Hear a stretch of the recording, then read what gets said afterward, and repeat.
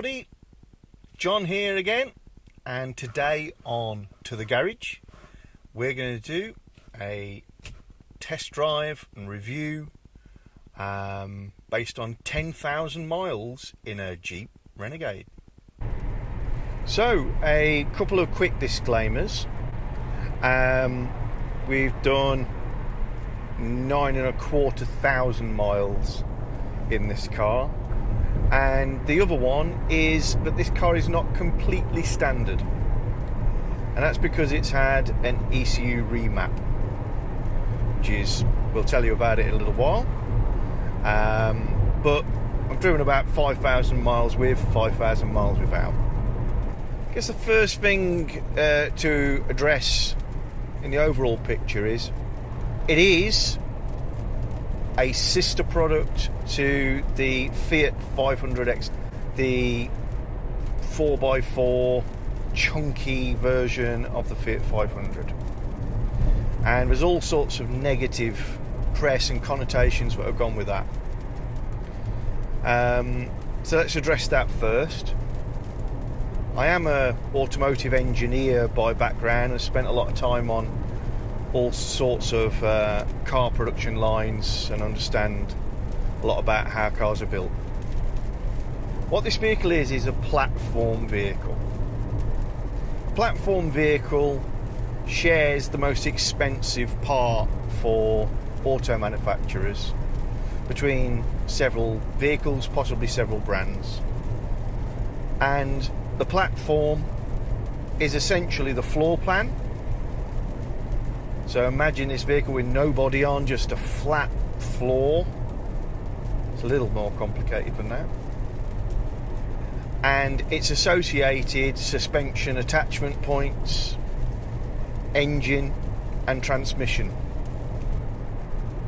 If you sit this alongside a Fiat 500X, you'll quite quickly be able to work out that there's no sheet metal above the sort of knee level on the vehicle that is shared, and that's because it's a true platform vehicle. So it's not a Fiat 500, it does share those underpinnings. The other extreme of that sort of thinking is actually known as badge engineering or brand engineering.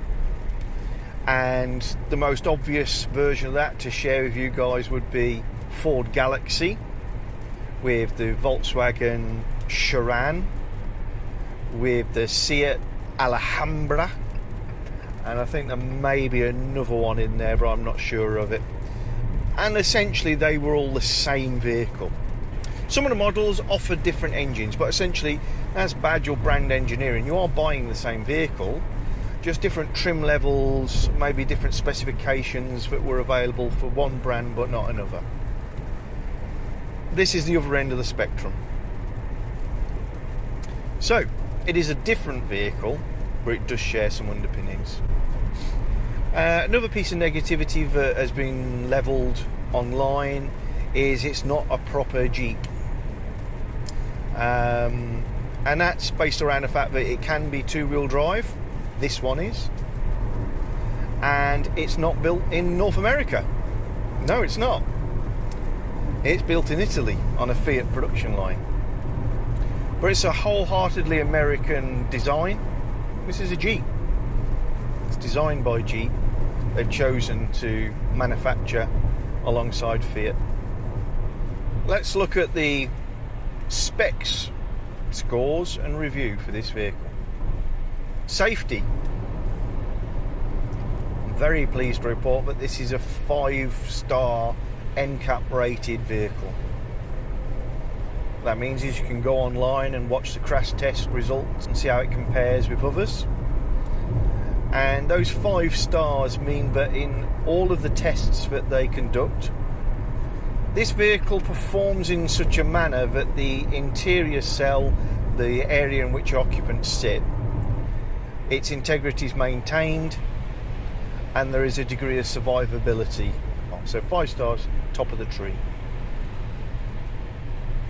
For that, this is going to get top spec score for safety. Next, let's go to performance. This is a 1.6 turbo diesel, two-wheel drive, limited edition of the Jeep Renegade. As normal, window down, and not that we're expecting nice noises from this, but here's 0 to 60.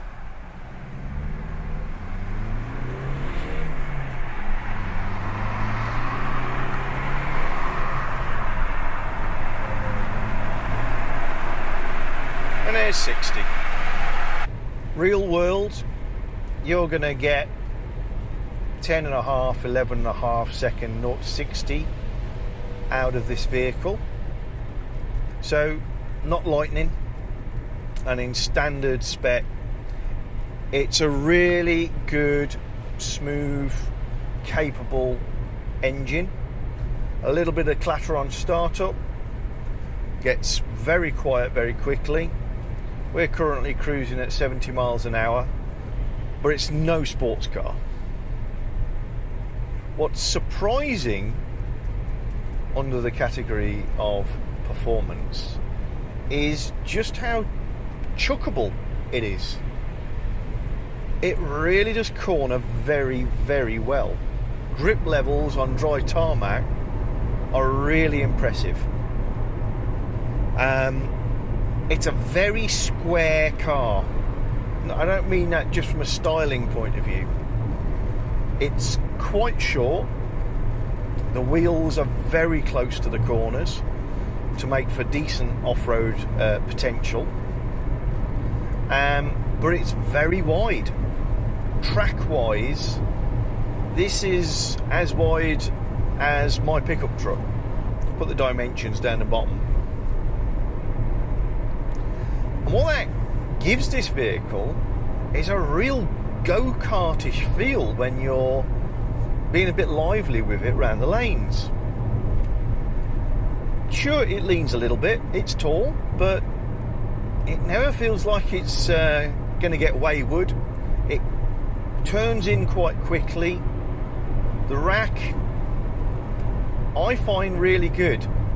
The steering's very light at low speeds and appears to weight up a little bit as you get going.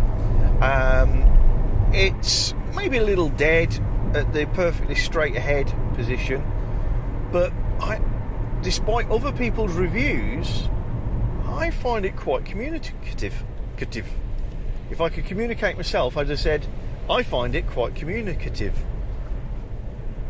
It's somewhat helped by this perfectly judged steering wheel.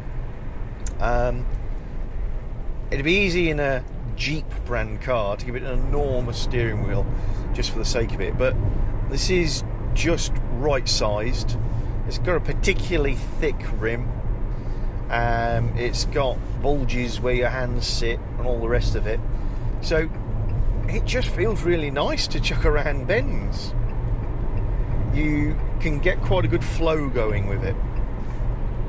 This being the limited spec vehicle, does have a larger alloy wheel and therefore a slightly lower profile tyre, so it may not be the same if you have a lower spec vehicle with a higher sidewalls, or the absolute top of the range, the Trailhawk.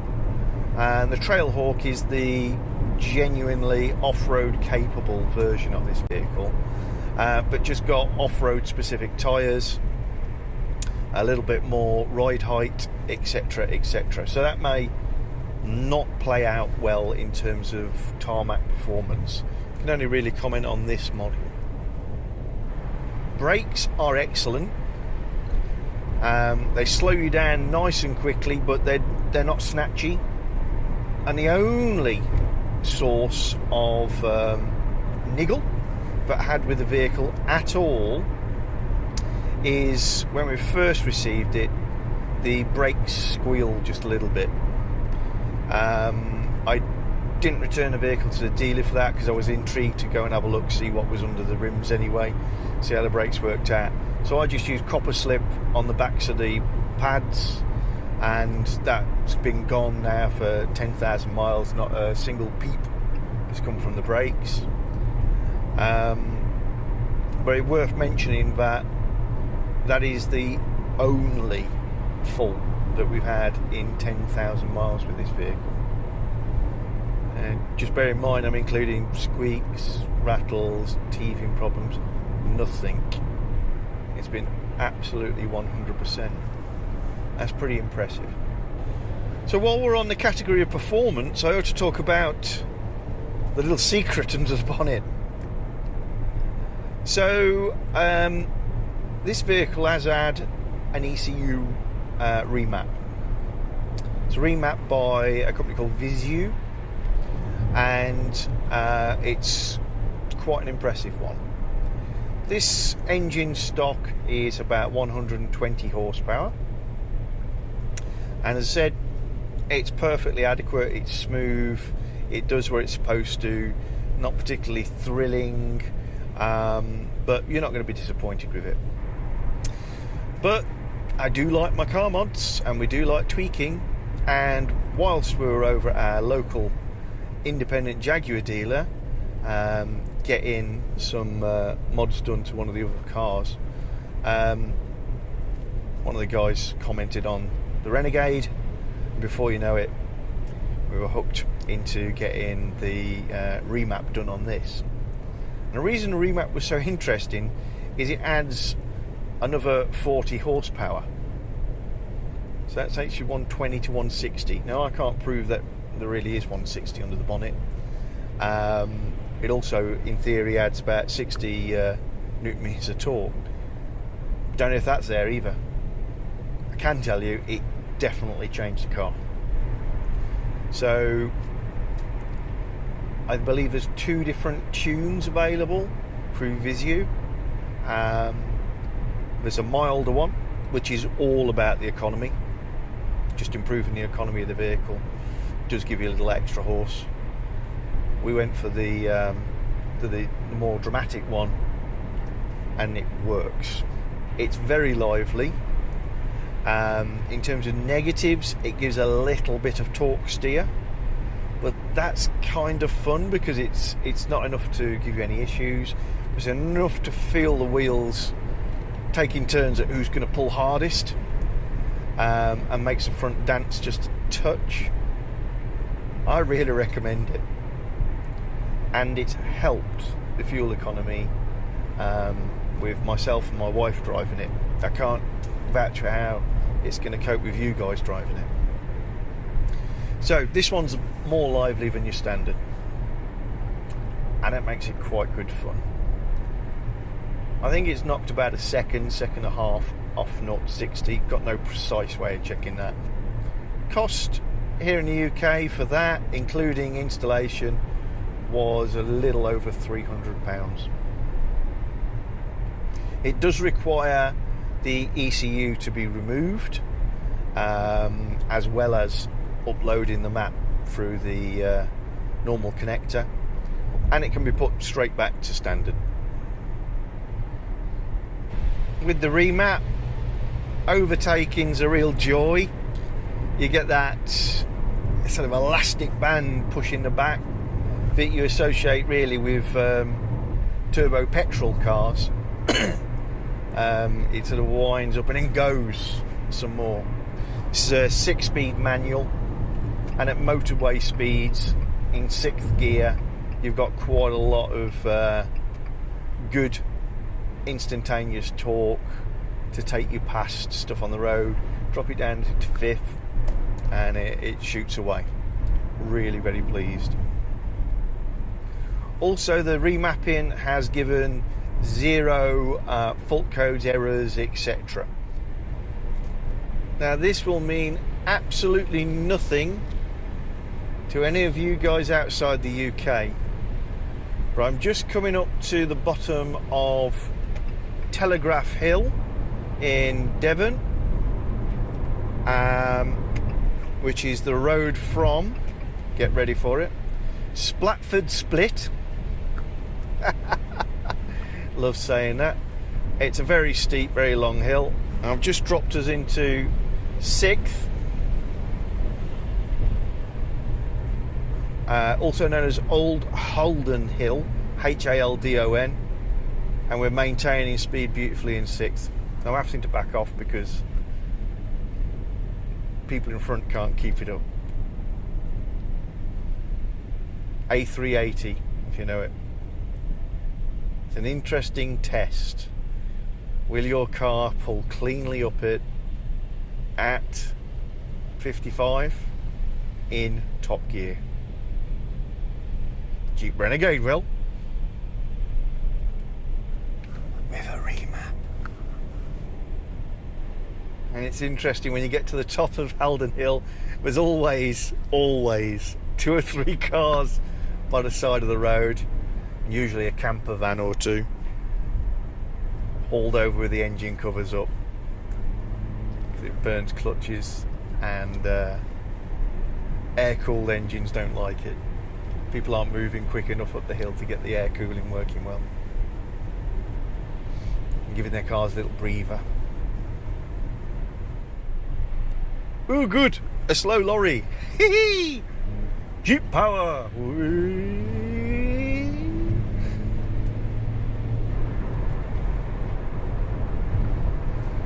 Get a remap! P is also for practicality. What's it like to live with and use as an everyday tool? Overall picture, this is a very good practical car. It's easy to get into and out of.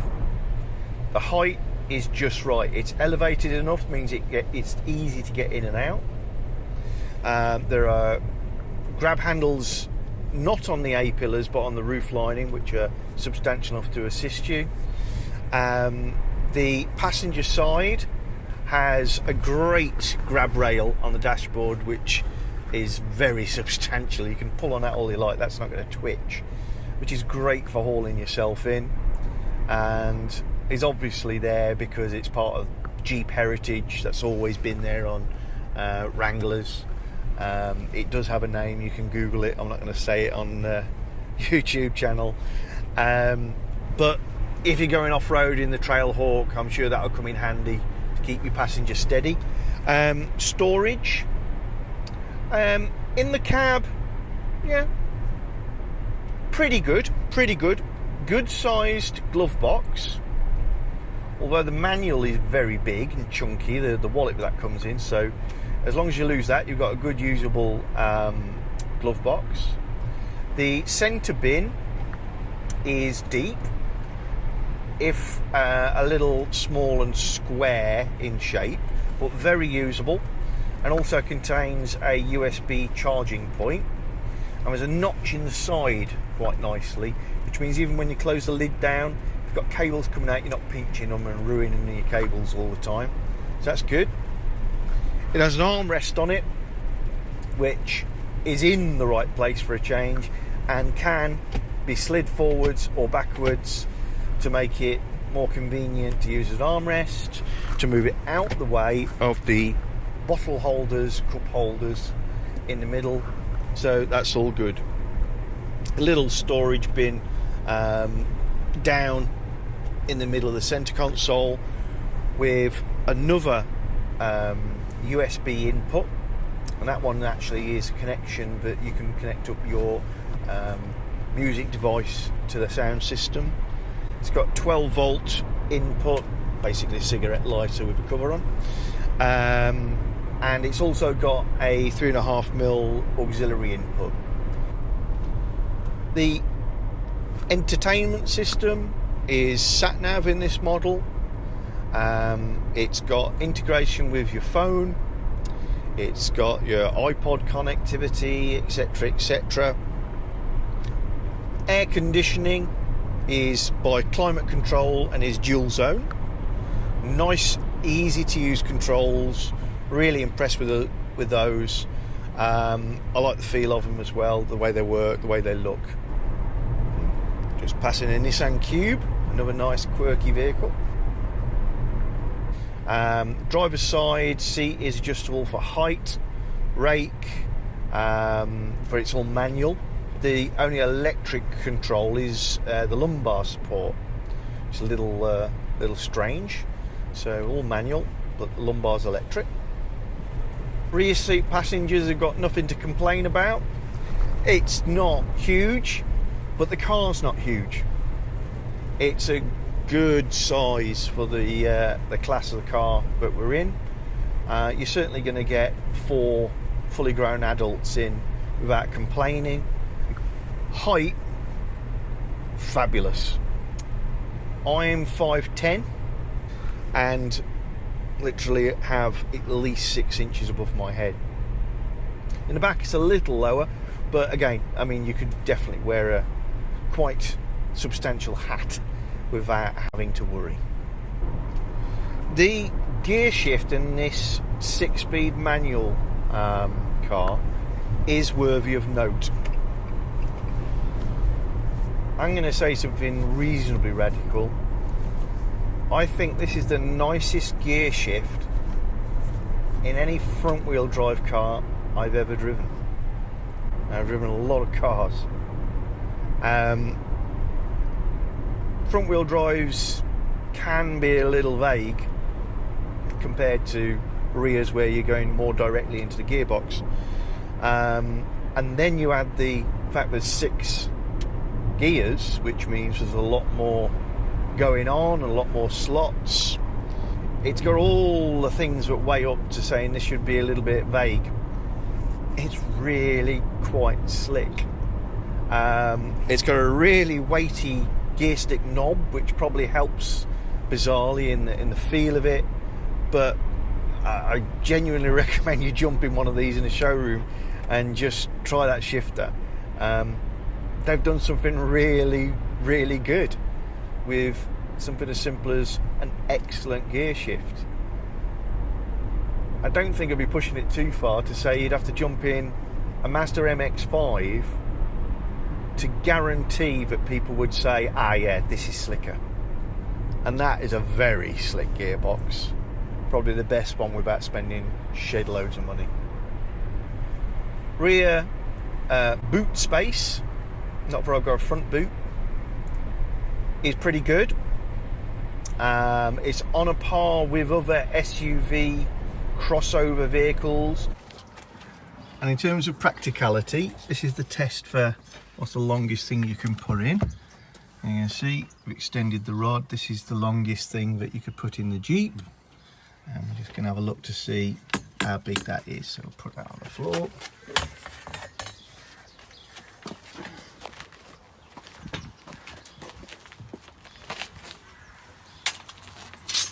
That.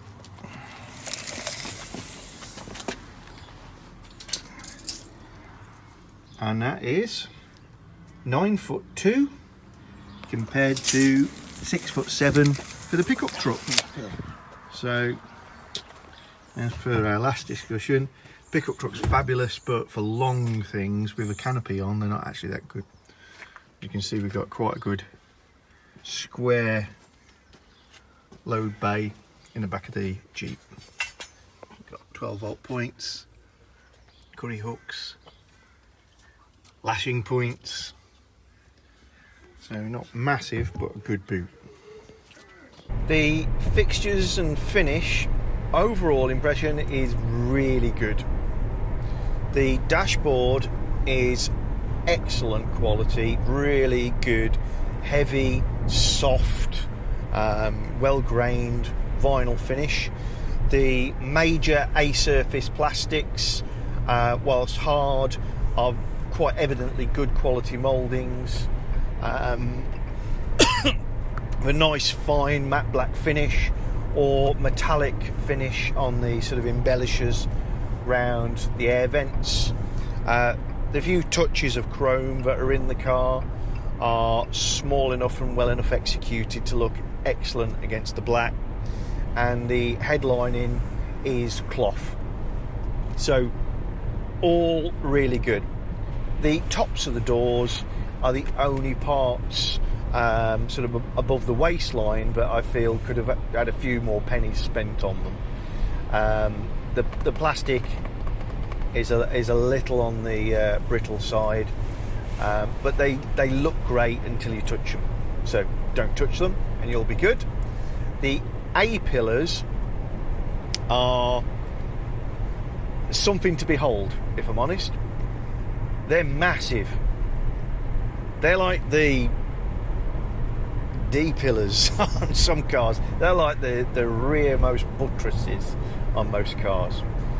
But they sort of go with the rugged look of the vehicle from the outside. B, Jeep have done something really quite cute in terms of design, and that is, whether it's just the internal trim or the pillar, not sure, they've put a clever twist in it. So optically, from the inside, the driver's pillar ain't that thick. And you look over to your left and you realise that they're absolutely enormous. The rear pillars are a little chunky, but we've got really good sized mirrors, and those mirrors have got a section with convex glass on, so it gives you a bit of blind spot warning. All good stuff.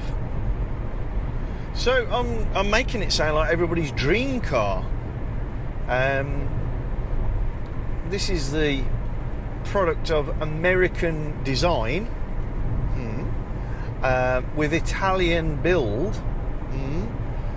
This should go horribly wrong. And it's not all perfect. There are a few little niggles. But if I'm honest, they're not really about the cosmetics, and they're not really about build quality either. It's somewhere in between. So there's a couple of things about the way the electronics and software works in this car that are pretty irritating. One is, we've got an excellent TFT screen between the two dials, and it's a colourful display. It's got loads of cool stuff on there. You can live monitor your tyre pressures, you can look at your radio channels, you can look at instantaneous and averages, all the good stuff you'd expect. It's also got a display that shows a 360 degree parking sensor, if you like. So we've got parking sensors front, rear, and facing out diagonally from each corner of the bumper.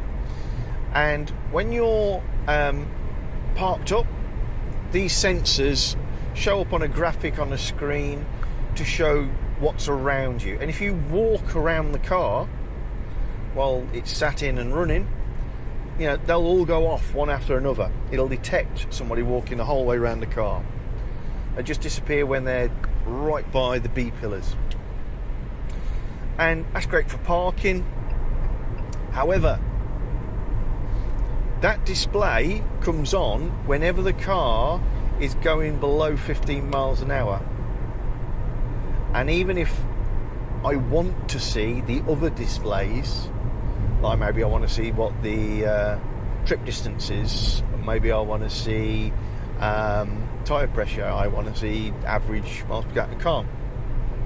I have to be going faster, and that drives me mental. Actually, the most useful display, and the one that my wife leaves this on all the time, is digital speedo. So you've got a nice clear speedo, but if you've had cars with digital speedos, you can read them at a glance. They're great. She's had those previously on a Renault Captur, and that's what she wants. That speedo's in there. It disappears when you're going slowly. For most people, that's not going to be of any consequence, but it does drive me spare. The other two little software issues for me, one is that the sat-nav does have a mind of its own in terms of routes, and setting the route preferences is not intuitive. That's something you'd end up pulling out the manual to do. Actually using the sat-nav is very easy, programming it really easy, instructions very clear, display very clear, can't complain about any of that. And the other one that both myself and my wife have done battle with, seem to have it sorted at the moment, we don't want to touch, is when you jump in the car, the radio used to keep turning itself on. Even if you turned it off prior to turning the car off and getting out of it at the end of the previous day. It's deep in the menus, and it's not terribly logical. You can find the setting that says remember the last state, and that's what we got set on, and it remembers that if it was off when I turn the ignition off, it should stay off. However, now and again it seems to turn itself back on, and you've got to go through the whole palaver again.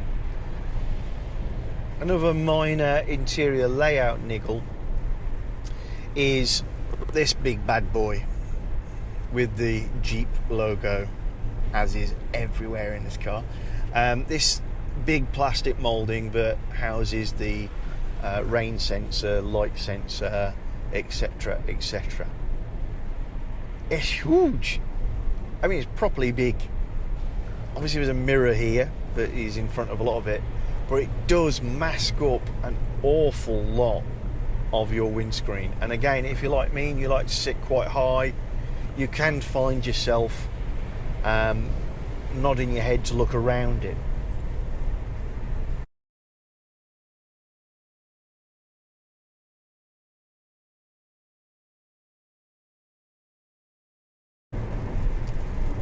The E in specs is for economy. What's it like? Let's start with the price of the vehicle. The Jeep brand is quite a premium brand. It's quite niche. That said, it's not cheap. It's on the top end, I think, of what they can charge. If you ordered the basic spec on this, called Sport, that's going to cost you £18,000. This is called Limited, and this is going to be about 24,000 plus a few extras. If you go for the Trailhawk, which is the top of the range full stop, is more about being a genuine off-roader, then you're probably going to leave with a £30,000 hole in your wallet. So these aren't budget cars. There is a vast range of other models, trim levels, limited editions, have really cool names. You can have a Nighthawk. On the positive side of the price, Jeep brand, as I say, does have a little bit of cachet to it, so retain value seems pretty good. Because Jeep in the UK is tied up with the dealerships of Fiat, Alfa Romeo, there's a fair dealer network, and obviously the bulk of the work that goes through those dealers is going to be Fiat branded, and therefore the servicing costs tend to be Fiat appropriate. The average service for a Jeep Renegade is going to cost about 220, and I think a major is 350. Tyres will be a little bit more expensive than your average runabout if you're used to, your vehicle is a shopping vehicle. So you'd have to budget for £100 a corner minimum, even going for saving the pennies. But again, the tie-up with Fiat means practically all the other underpinnings are going to be very reasonable costs. Road tax on this vehicle is £30 a year. It's quite a clean diesel. Jeep are very keen to get these vehicles out on the road and really start to swell their sales numbers in the UK, so there are always deals to be had. And whilst I've quoted you £24,000 for a limited 1.6 diesel, you should be able to find a much keener deal than that on something that is an ex-demonstrator. Fuel economy. It's always difficult to quote people what their vehicle's going to do to the gallon, because everybody drives differently and uses it in different ways. However, real world economy, so forget what's in brochures, real world economy, prior to having this vehicle chipped, it was averaging 48 to the gallon over the average month. After being chipped, or ECU remapped, it's doing 50 to 52 to the gallon over an equivalent period. And the lifetime average mile per gallon that we've achieved on this over the getting on for 10,000 miles is 46 to the gallon. So I think in terms of real world MPG, that's pretty good. So we come to the C, that is comfort. Sort of places it to spend some real big time. Well, we'll start with the seats. As we previously mentioned, they're good seats. They are reasonably well padded. They've got side bolsters, but they're not so big that you're going to worry about, am I going to be too broad to fit in them? They're not that sort of bolsters. You can get a good range of movement on the driver's seat anyway, with height adjustment, rake adjustment. We've got adjustable lumbar. They're heated, so you're going to be quite cosy from a seating point of view. Steering wheel, as previously mentioned, is particularly good. It looks good, it feels good, it's heated. It has the controls for the phone, and you can use this to operate Siri if you're an Apple person, or whatever the other spoken assistants are from the controls in here, because there's an app. The right hand side controls cruise control and speed limiters, so you can get yourself quite content and cozy. There's two controls on the backs of the steering wheel which are for the radio. One's to do with channels, one's to do with volume. You can't see them. If you didn't read the book, you wouldn't know they were there. They have lumps and divots, which are obviously there to indicate which is up, which is down. They're a complete mystery. Obviously, if you fiddle with them, you'll work it out, but you wouldn't know they were there if you hadn't looked them up. Pedals, not perfect, if I'm honest. You do have a footrest on the left-hand side, which is not too bad. The pedals are just a little close together for my size 10s. I do have big feet, but they're not obsessive. They're not excessive, not boats. And I catch my foot on the clutch pedal as I bring my foot up off the footrest, because it doesn't quite fit in that gap. But beyond that, we're really starting to nitpick. This is a really good, comfortable place to be, and I like being in it. The ride is very well controlled. There's certainly plenty of travel on the suspension. When I jacked the car up to sort out that squeaking brake pad issue, I had to rearrange my trolley jacks. I couldn't get the thing to come off the deck. There's plenty of travel up, there's plenty of travel down. It's got good articulation, which means it can cope with all the bumps and lumps combined with the big wheels. So very good. The short length does mean there's a little bit of choppiness over an uneven surface, but good. Finally, we come to the S in specs, soul. That somehow intangible likability, emotional content of a vehicle. And it's an area you expect sports cars to do particularly well. You'd expect extreme off-roaders, people with Series 1 Land Rovers know a car that's got soul. T25 owners, you know soul. But you know what? This has got it too. It's a Marmite car. You're going to love it or you're going to hate it. But that, again, that's a good indicator of it's got soul, it's got a personality. If everybody's, yeah, it's fine, probably means the vehicle's a bit bland and doesn't have any emotional content to it.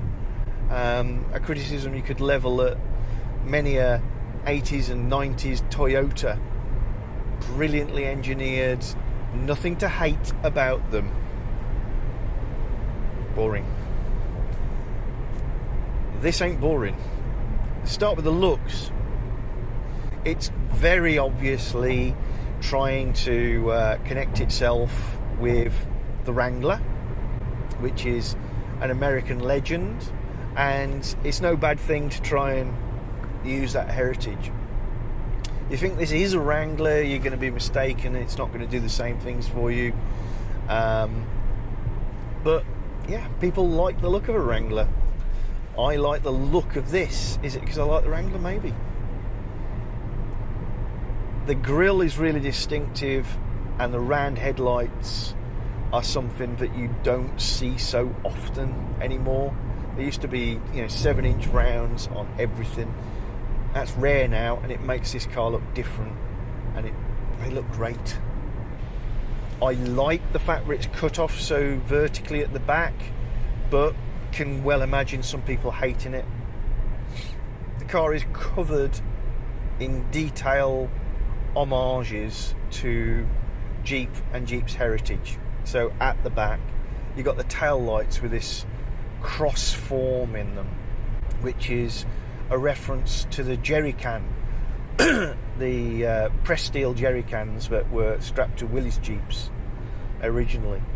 And again, if you're into your off-roaders and you're into Jeeps and all that, you'll recognise that. It's iconic, and you'll like it, or you'll at least smile. And there's no mistaking this vehicle for anything else at night when you're following it. I can tell you what year Jeep was started. Because I've got a brilliant memory? No, because it's engraved on the dashboard since 1941. So this car is full of Jeep iconography. And again, it's one of them things you're going to love or hate. I love it. It means it's not taking itself too seriously, and it's trying to put a smile on my face. Others may use it to say, oh, see, it's not a proper Jeep, it's just a toy. Well, if that's where it is, that's fine. This is a great car. I don't think it's trying to be anything other than a Renegade. Sounds cool, huh? It's trying to be a Renegade. Different.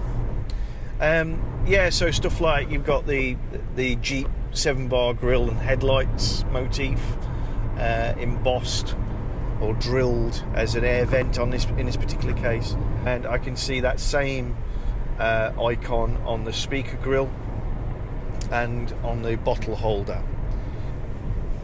On the windscreen just in front of me to the right, you have the black obscuration,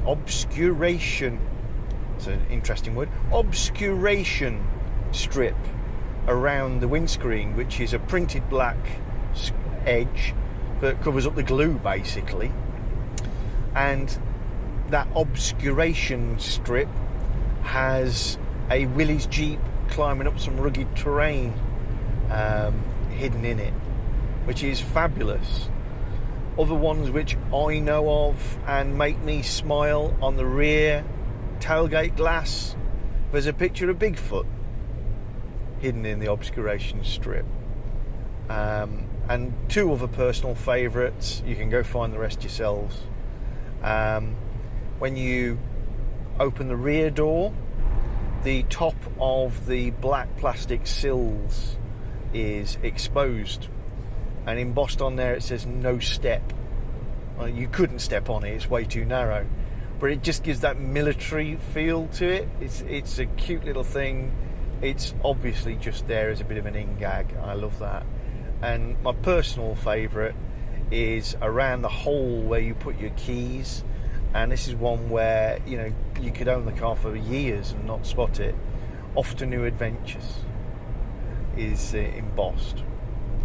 There's hundreds of these things throughout the vehicle. Some are going to hate them. That's what makes it a car with soul. It's got a character. It is what it is, and I really, really like it. Then there's the driving experience feel. It's not an overly big car, but certainly a little taller than most, yet it manages to pull off a different feel. It feels like you're driving something a bit different, a bit special. Part of it is the view out over the near horizontal bonnet. People who drive G-Wagons, people who drive Series 1 Land Rovers, they'll get it. They'll understand what I'm talking about. It's a feeling of adventure, something different. It's not what you jump into every day in your Euro box. And then you add to it the fact that in this particular car we've had that remap done, which I can't recommend highly enough. It'll skitter around and squirm a little bit under lively driving at low speeds. At higher speeds it just gives nice creamy elastic torque, and in amongst that, if you don't use all that capability all the time, it's capable of giving you better fuel consumption. So summing up,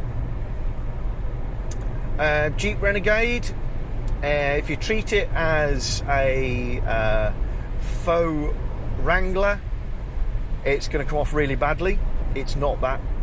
If you think of it as just a Fiat 500 with a different shaped bonnet, then again you're missing out on some of the fun. If they were going to bring out a Mark II tomorrow, I hope that they'd address a few of the little electronics and software niggles, slim down the big plastic binnacle on the screen, and space the pedals a little differently. But for me, I wouldn't change an awful lot, if I'm honest.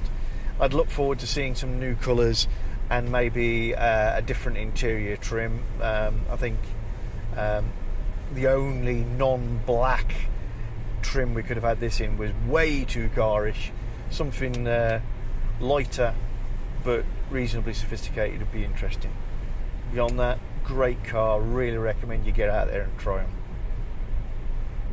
So that's the end of yet another 10,000 mile test drive and review with To The Garage. Make a comment. Love to hear what you think of the Renegade. Please subscribe, and thanks for listening.